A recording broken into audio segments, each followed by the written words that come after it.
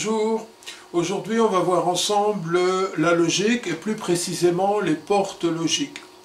On verra dans d'autres vidéos consacrées à la logique, les bascules, on verra aussi les compteurs, les différentes manières de combiner les signaux entre eux, etc. Mais il faut bien commencer par un bout, donc on va d'abord voir les différentes portes qui existent. Donc si vous voulez, leurs noms sont les portes AND, les portes OR, XOR, etc. Les inverseurs, enfin bon.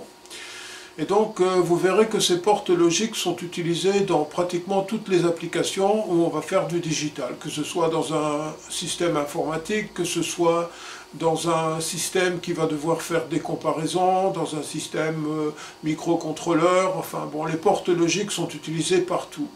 D'ailleurs, si vous avez déjà un peu programmé un microcontrôleur, eh bien, vous avez toutes les fonctions logiques dans la structure de vos programmes qui peuvent apparaître.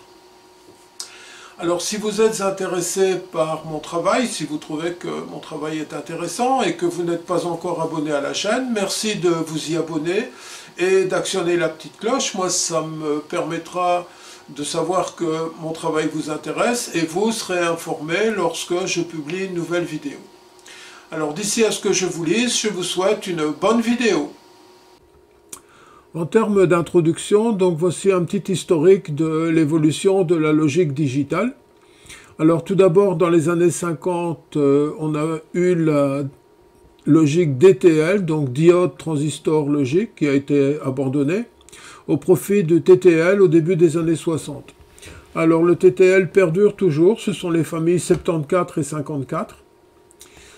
Puis on a eu l'apparition de la technologie MOS, avec les deux grandes familles CMOS et HCMOS. Donc CMOS sont les complementary MOS, ça veut dire que le bloc est composé de deux circuits MOSFET, un N et un P, qui sont activés une fois l'un, une fois l'autre, pour tirer vers le plus ou pour tirer vers le moins. Là, ce sont les familles 4000, 74C, etc. Et vous avez la famille HCMOS, donc c'est les high speed, ce sont des MOS encore plus rapides. Sont les 74HC, HCT, c'est pareil pour 54. Alors certains HCMOS sont compatibles avec les TTL et d'autres ne le sont pas. C'est un problème de tension d'alimentation et surtout de tension d'entrée. Alors si on fait une comparaison entre les deux familles qui perdurent, donc la TTL et la CMOS, au niveau de l'alimentation, la plupart des TTL sont alimentés en 5 volts, alors que la plupart des CMOS sont alimentés en 15 volts, bien qu'il y ait des exceptions avec des tensions d'alimentation plus faibles. Au niveau de la consommation, le TTL consommait nettement plus que le CMOS. Au niveau de la rapidité, le CMOS est beaucoup plus rapide que le TTL, bien qu'il y a des TTL rapides aussi. Et au niveau de la résistance aux décharges électrostatiques, donc aux ESD, vous avez le TTL qui était quand même relativement robuste, c'est son gros avantage. Par contre, le CMOS est très sensible aux décharges électrostatiques. Donc, lorsque vous allez utiliser des circuits CMOS, prenez des précautions lors des manipulations. Une petite remarque à propos des fournisseurs de composants électroniques. Voilà comment je reçois mes composants venant de chez un de mes fournisseurs. Donc, les composants sensibles sont emballés dans des sacs antistatiques. Et de plus, ils sont mis dans des réglettes antistatiques. Alors bien entendu, pour la manipulation des composants, surtout les composants sensibles de type MOS, MOSFET, etc., j'utilise le bracelet antistatique qui est connecté à la terre via une résistance d'un mégome. Et j'utilise aussi un tapis antistatique qui lui aussi est connecté à la terre. De plus, je stocke mes composants dans un tiroir qui est un bête tiroir en plastique, mais sur une mousse dissipative, de manière à pouvoir récupérer facilement les composants, puisque je mets différentes références dans le même tiroir, et aussi de manière à pouvoir les protéger de toute décharge électrostatique. Alors voici la liste des fonctions logiques qui existent. Donc je vous ai mis dans la première colonne le symbole de la porte, symbole US. La deuxième colonne, le symbole européen. Dans la troisième colonne, c'est la fonction booléenne. C'est une manière mathématique d'exprimer la relation entre la sortie et les entrées. Et dans la quatrième colonne, la table de vérité. Donc là, c'est une autre transcription de ce qui se passe à la sortie en fonction de ce qu'on met à l'entrée. Alors tout d'abord la porte AND, donc c'est porte et en français, on voit que la sortie est égale à A fois B. Donc il faut absolument que les deux entrées soient à 1 pour avoir 1 à la sortie. La porte OR, ou porte OU en français, la sortie est égale à A plus B.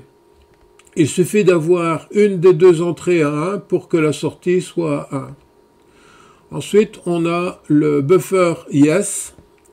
La sortie est égale à l'entrée. Donc vous mettez 0 à l'entrée, vous avez 0 à la sortie, 1 à l'entrée, 1 à la sortie. Alors vous allez me dire à quoi ça sert d'avoir une porte yes. Eh bien, un buffer, ça sert aussi à pouvoir avoir un courant de sortie bien supérieur à ce qu'on consomme sur l'entrée. Vous avez le même, mais en note. Donc là, vous avez, c'est la fonction non, c'est une fonction inverseuse. Vous mettez un 0 à l'entrée, vous avez 1 à la sortie, et vice-versa. Alors, pour dire qu'on a une fonction inverse, on met une barre au-dessus de la dénomination de l'entrée. Et barre veut dire que c'est l'inverse. Ensuite, on a la fonction NAND, donc en français non et. C'est exactement la fonction AND, mais à l'envers. C'est-à-dire qu'il faut absolument avoir un 1 partout pour pouvoir avoir un 0 à la sortie. Donc on voit que la sortie, c'est égal à A fois B en inverse. C'est exactement l'inverse de la fonction AND. La fonction NOR sera l'inverse de la fonction OR. Donc, il faut absolument que les deux entrées soient à 0 pour que la sortie soit à 1. Ensuite, on a la fonction XOR. C'est ou exclusif en français. Il faut absolument que les deux entrées soient différentes pour avoir un 1 à la sortie. Donc, soit qu'on a 0 et 1, ou soit 1 et 0 pour avoir le 1. Si on a 2 0 ou 2 1, la sortie est à 0. Et ça se représente avec un plus entouré par un petit rond. Et on a la fonction XNOR, donc c'est non ou exclusif.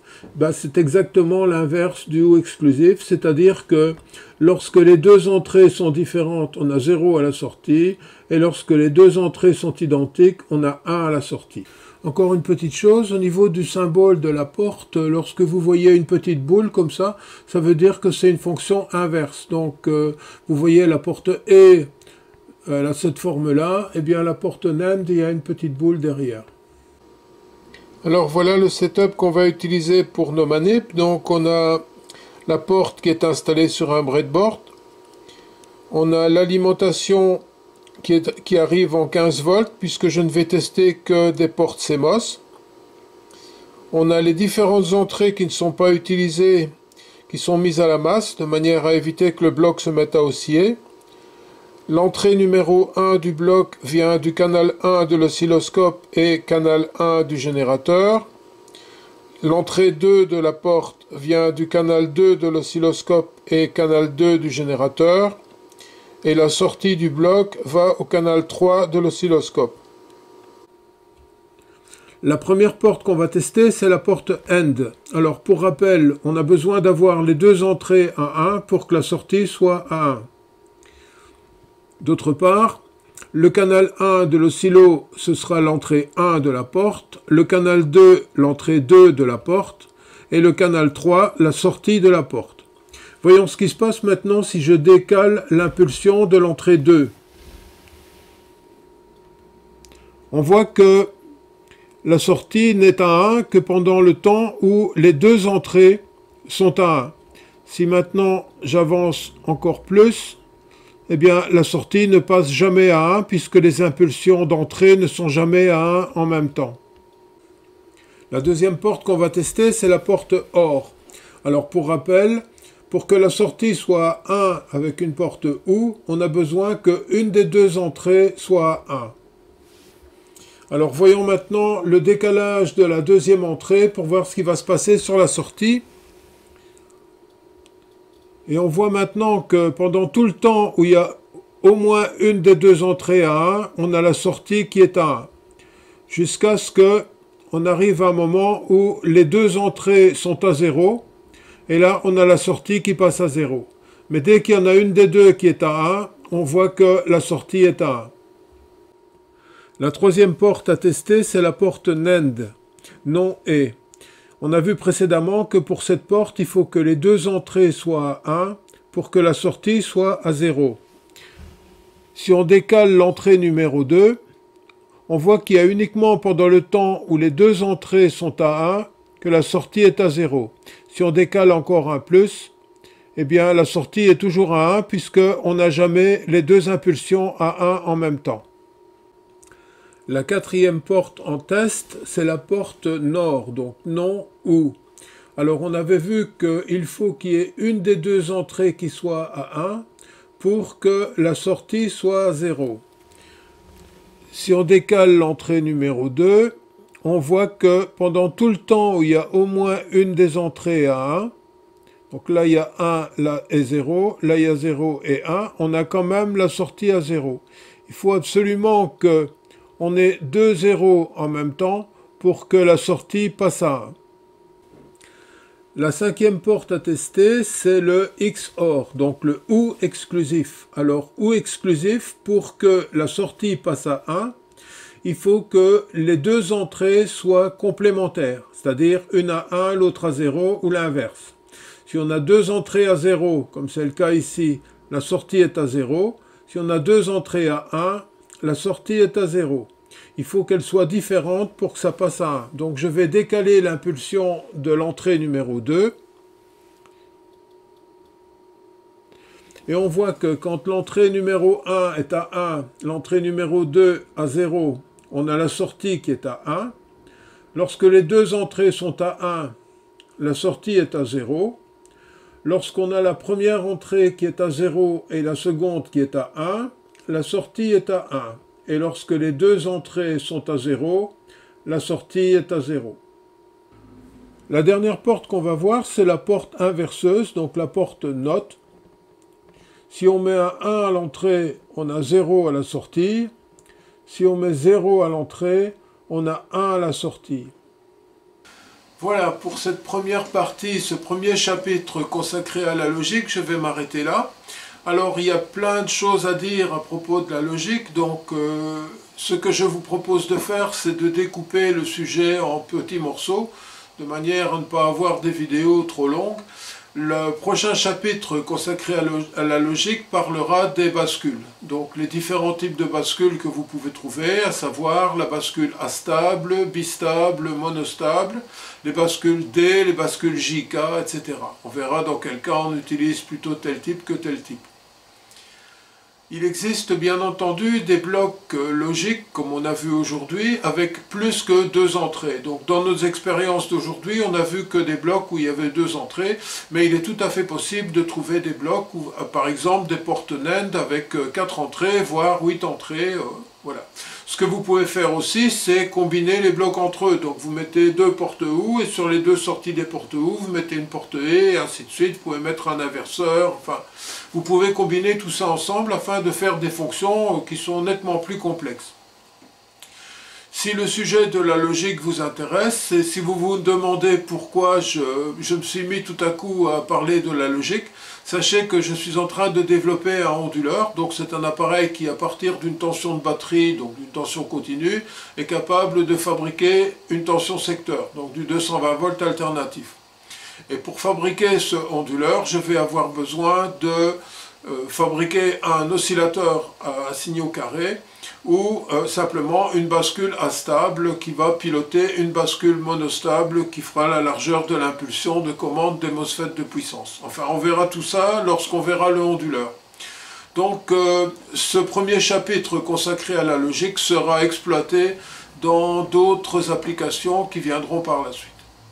Alors, laissez-moi vos commentaires donc, dans la description de la vidéo, vos questions éventuelles, et puis j'essaierai d'y répondre dans la mesure de mes moyens. Alors d'ici à ce que je vous lise, je vous souhaite une bonne réussite dans vos projets et à bientôt pour une autre aventure.